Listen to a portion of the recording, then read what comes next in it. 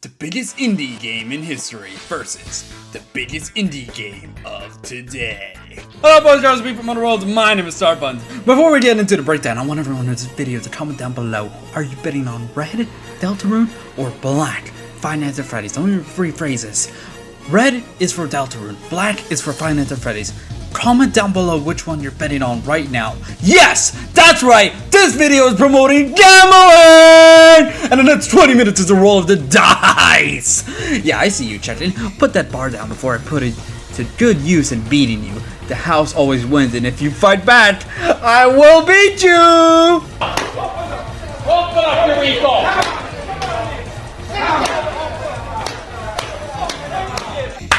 Yes, this entire thing was inspired by Jujutsu Kaisen, but the recent release of its spin-off, This Slander, is so good. It made me blow my brains out, and I would have a smile on my face. Oh, goody! And I just had to make a matchup that would ignite the flames of debate. That's when the thought hit, the very original thought that I did not get while I was scrolling through TikTok. The prowess of indie devs. Tell me, Diavia, have you ever watched a video with your wallet on the line? I will be reviewing the entire fun game from Deltarune versus the second coming of Scott Coffin, Adventure Freddy, the Cursed Child. Remember to comment down below which one you're betting on right now.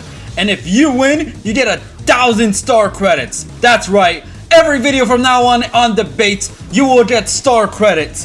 By the end of the year, you will use it to buy star tokens. You'll use it to buy star fiends, star carts, star marijuana. Star-Punz does not condone the usage of illegal gambling, underage gambling, or any specific instance of gambling to any of his viewers. In fact, and all of this is a joke for simply entertainment, and it is an engagement-based fundamental in his videos. None of what he's saying is actually sound of reason or mine. In fact, he might be clinically insane, but please do not take this seriously whatsoever. First, let's analyze the fun game. As we all know him to be within the story of Deltarune, the vessel Chris, the bashing Susie, and the mythical Ralzai. A little recap of the summary of events. Deltarune in itself is another reality that mirrors the Undertale, perhaps even predating the main Undertale timeline in itself with the inclusion of the guy doing your mom. Sans Undertale. Chris finds himself in the midst of a deeper conspiracy as they work with a secret observer of events that needs Chris to open Dark Worlds, a pocket dimension that engulfs everything surrounding the point in which it is made, usually a building, a closet, or even an entire home, making non-livable objects such as TVs, laptops, and playing cards come to life. Imagine Toy Story, but you're in their story. So whether or not these feats I will be listing are even plausible in the real world is not entirely up to 100% reason, as it's fiction, so this fictional debate about fictional characters is not within reason whatsoever. But I will say, for the sake of argument, they simply became enhanced. Imagine the Dark World as their domain. Chris D. Deltarune Dreamer has an unusual case in which they are obviously the successor protagonist of Undertale's Frisk, who in case is the embodiment of determination to overcome all challenges, alongside the 7 past souls of all the fallen children. But Chris has no such thing. In fact, the soul inside of them isn't even theirs. This in turn causes what I determine as a protagonist dilemma, or just pro-dill in short, which determines the fact that had the character not been directly influenced by that player, who is canonical in the story, they in turn cannot do any of the actions or overcome any obstacle. Now, this may sound incredibly stupid, as obviously yes, a player's decisions obviously influences the protagonist's actions in a game. That's how games work. But in the game itself, it expresses how anytime the game is out of the player's control and they do their own actions, they fail. Incredibly, matter of fact, they would have died to fucking Lancer had the player not stopped up. Yes, Punzers, we are the father that stepped up to watch Chris grow up through the challenges of childhood. That's why we need to kill Sans, because we are the father that stepped up! Chris has a base of 90 HP, which evolves into 200 by the end of the current chapter 4, in which it is only possible to gain levels up to 4. Now, unfortunately, this debate will be fully over when the game releases in 2234, in which case we will also be talking about GTA 6 for the first time, so hey, watch out for that. Chris, in comparison to Frisk, has the ability to TP access by just barely dodging an attack, producing further input into their strength. This could be the result of a mixture between their vessel and the human soul inside, in which case they learned of a technique that can revive the nostalgia lost in the spirit of growing up. dark fountains. Chris might actually be affecting reality as we know it, as they were the cataclysm in causing the very dimension they explored to be formed in the first place, which is now affecting the real world, which is producing the Roaring Night. With even possible timeline knowledge, as Chris now has options into insight regarding the Undertale timelines, as shown when encountering other NPCs who are direct parallels to the Undertale universe, which evolves into their fighting combat knowledge. Now, in Chris's physical prowess, they might be higher than you expect. As shown in Chapter 2, Chris is capable of breaking this here Iron Shackle, assuming they're 167.95 centimeters tall using a measurement conversion of pixels to centimeters, so a base height of 162 pixels. We can use this logic throughout the video to convey what points can Chris exert. By finding the chain's radius, which is 2.59182 centimeters, and finding the force we needed to break the chain by using the basis of 540 MPa of a normal tensile strength of iron, we find that they needed to exert 1139760.55 newtons of force. If that's not impressive enough, let's take it to the extreme levels of durability this little sack of blueberry pie can take, as they're capable of taking our favorite Tumblr sexy man Spamton in his Neo form, his final explosion attack. Within one of the timelines Chris can enter, known to the community as the Weird Timeline, Spamton produces their ultimate attack, using a soul's measurement, which is 26.872 centimeters. We can use this as our basis to find the explosion diameter to be 19.43 meters, find the radius to be 9.715 meters. Crunch a few gems into the peanut butter, and we get ourselves a big ass number. 308,332,277,486 joules, which is the equivalent to 0.074 tons of TNT. Keep in mind, Spamton Neo was the only thing keeping you from leaving the dark world, so this was a measure to absolutely decimate you. They were even capable of fighting against Birdly, who was strong enough to endure the explosion of a fallen roller coaster, and being able to fight against a fraction of a Titan's strength, as shown in the latest Chapter 4, which is one of the beings born from the darkness that is rumored to rip apart the very foundation of the planet Earth. The only reason they were not capable of beating such a threat was that regeneration was too fast for the damage.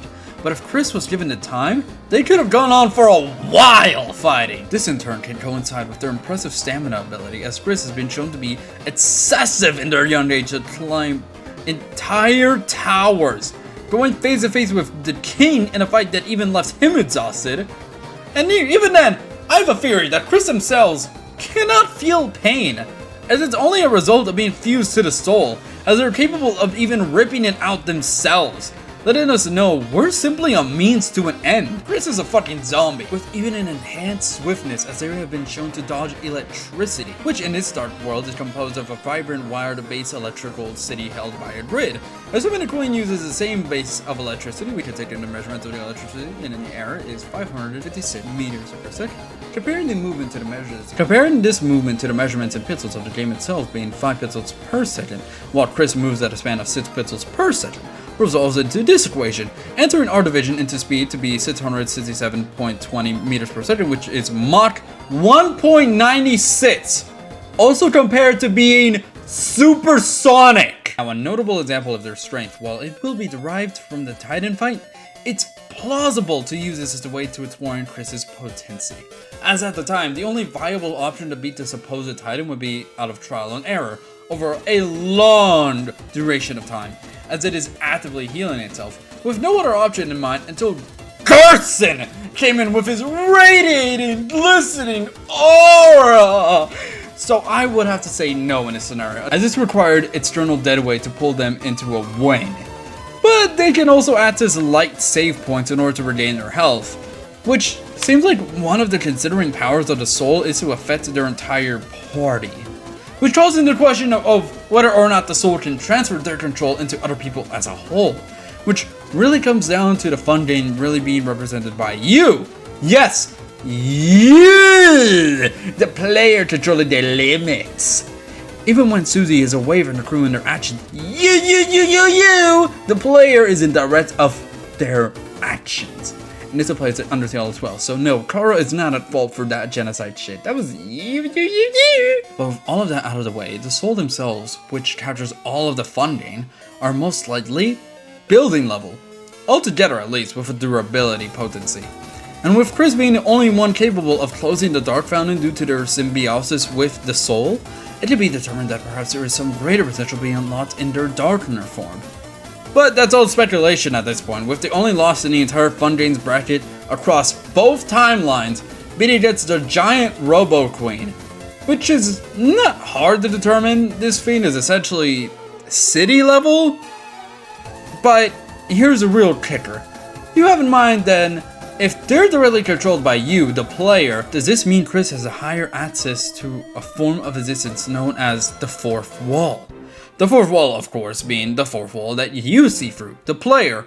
Imagine an acting play. There are 3 walls surrounding the actors, and the only wall they cannot go through is the fourth, because it serves as us, the viewer, as people capable of viewing into their story. So is Chris able to peer our dimension? I would say they have at least insight, as every time an action they don't like is done by the player, they say directly at the player. This feat in itself will be important further on, so please keep that in mind. Adventure Freddy. Unlike the Fundane, we will be regulating down to the main 4 of the cast that you start in with in the beginning of Fnaf world. Freddy Fazbear, Bonnie the Bunny, Foxy the what is that, a wolf?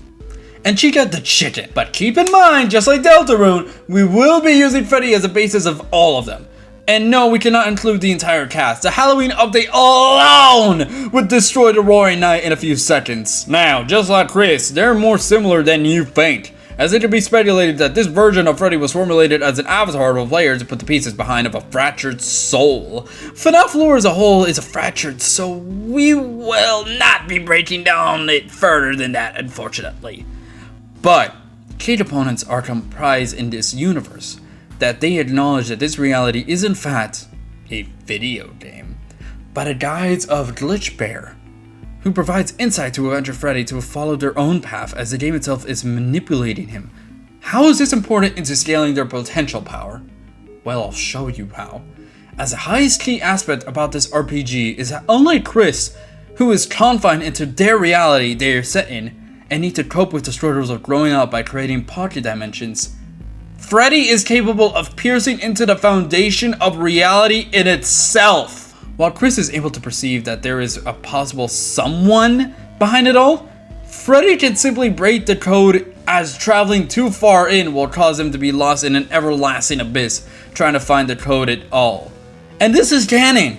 It is a very basis of finding the secrets that engrave into this game's coding. But in regards to how they compare in the battlefield, fortunately for me, as I'm having to write this on a school night, you can find that you don't need to compare Freddy to any basis of calculations whatsoever, as they have fought their own god!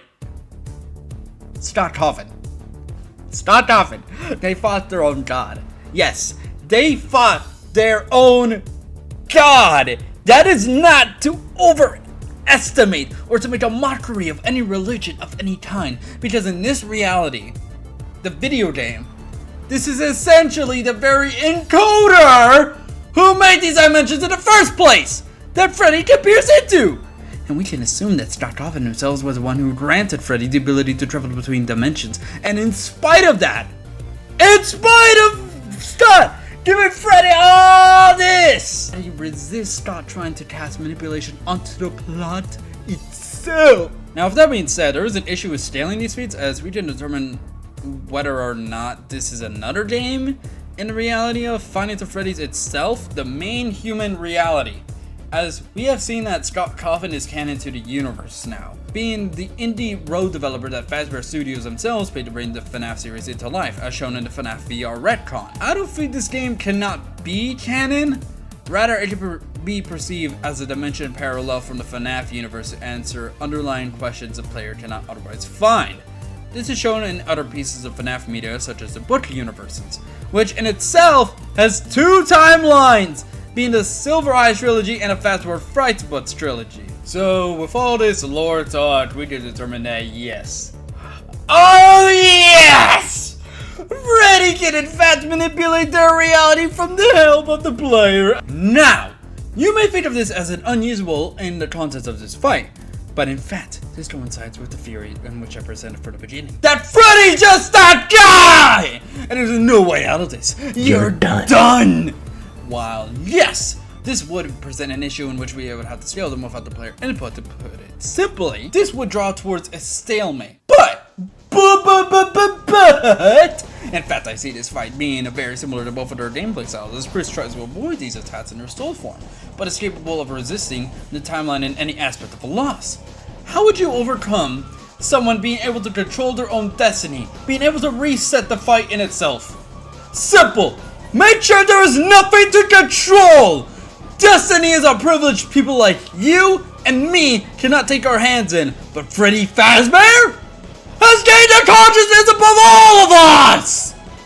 In a plane higher than anyone could perceive, put it simply, Freddy could find a code in which it inhabits all of Chris's access into the soul space, from save files to items to abilities to the direct contact with the player, because you have entered Freddy's domain expansion.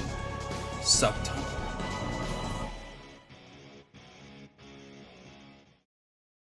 All bets on black have won, my good servant.